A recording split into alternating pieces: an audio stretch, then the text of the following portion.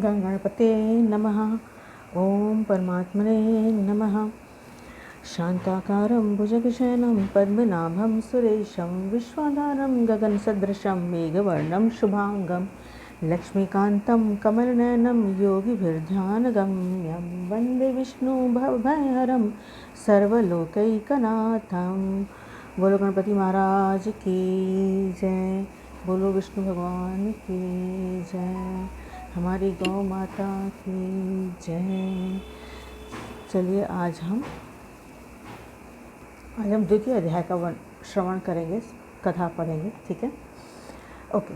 सूत जी बोले, हे ऋषियों, वहाँ पर राजा परीक्षित श्री सुखदेव जी से पवित्र श्रीमद् भागवत की मोक्ष दिलाने वाली परम सुंदर कथा सुना रहे थे। उसी मुक्ति प्रदायक कथा का श्रवण कर मैं यहाँ आप लोगों के निकट आया हूँ। यह सुनकर ऋषिगण बोले, हे सूत जी महाराज, आप अन्य सभी कथाओं को छोड़कर हमें श्री सुखदेव जी के मुख से सुनी हुई उस पवित्र कथा को ही सुनाने की कृपा करें।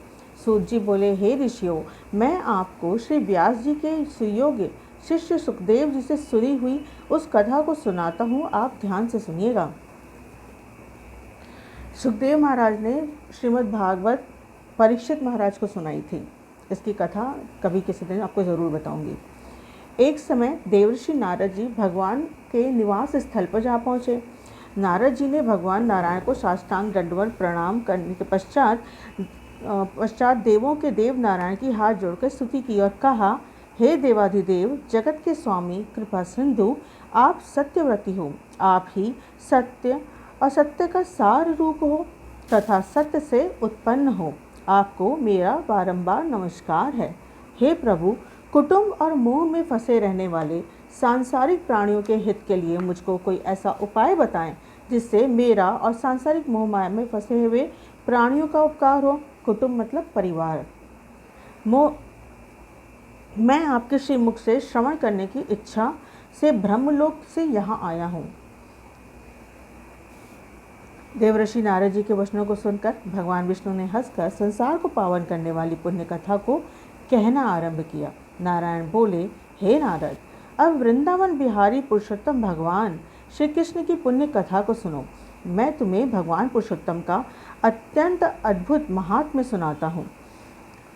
इसके श्रवण करने से यश, कीर्ति, पुत्र एवं मोक्ष की प्राप्ति होती है, जिसको हम नेम फेम कहते हैं ना।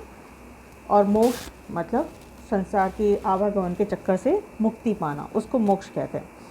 नारद जी ने कहा, हे प्रभु, यह तो आपने बहुत ही अद्भुत बात कही है। कृपया विस्तार पूर्वक मुझे बताइए, यानी डिटेल में आप मुझे बताइए, समझाइए कि क्या है इसके पीछे, क्या कहानी है, क्या कथा है। सूत जी ने आगे कहा, हे मुनिगणों, नारायण भगवान नारद जी के वचन सुनकर घड़ी भर मन को एकाग्र करने के पश्चात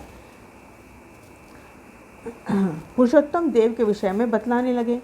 उन्होंने बताया कि पुरुषोत्तम नामक एक मास है जिसके स्वामी भगवान पुरुषोत्तम हैं। इसका व्रत करने से पुरुषोत्तम भगवान प्रसन्न होते हैं। नारद जी बोले, मैंने स्वामियों सहित चैत्रादि मासों के महात्म्य को तो सुना है, किंतु हे प्रभु, यह पुरुषोत्तम मास कभी सुना ही नहीं। सो कृपा करके मुझे आप यह बतलाइए कि यह पुरुषोत्तम मास क्या है। हे स्वामी, कृपा करके ऐसी कथा सुनाइए जिसके श्रवण, पाठ और आचरण करने से रोग, शोक, दोष और पाप आदि से मुक्त हुआ जा सके।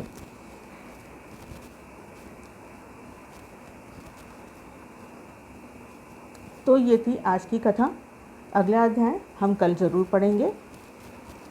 इसमें नारद जी कह रहे हैं भगवान से कि हमें ऐसी कथा सुनाइएगा कि जिसके सुनने से और पाठ करने से और आचरण करने से, मतलब उसको अपनी, अगर हम डेली के लैंग्वेज में बोलने जाएँ, अपने हम उसको इन्वॉल्व करें अपने लाइफ में, तो उससे कैसे इन चीज़ों से मुक्ति पा सकते हैं। रोग, शोक, दोष और पाप, उससे कैसे मुक्त हो सकते हैं। ठीक है, चलिए भगवान का ध्यान करते हुए उनको धन्यवाद करते हैं आज के दिन की, आज के कथा की। ओम नमो नारायणाय। ओम नमो भगवते वासुदेवाय।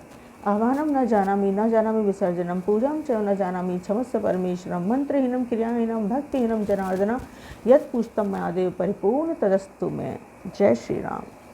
सबको मिले वृंदावन धाम। बोलो श्री राधे रानी की जय। हरे कृष्ण।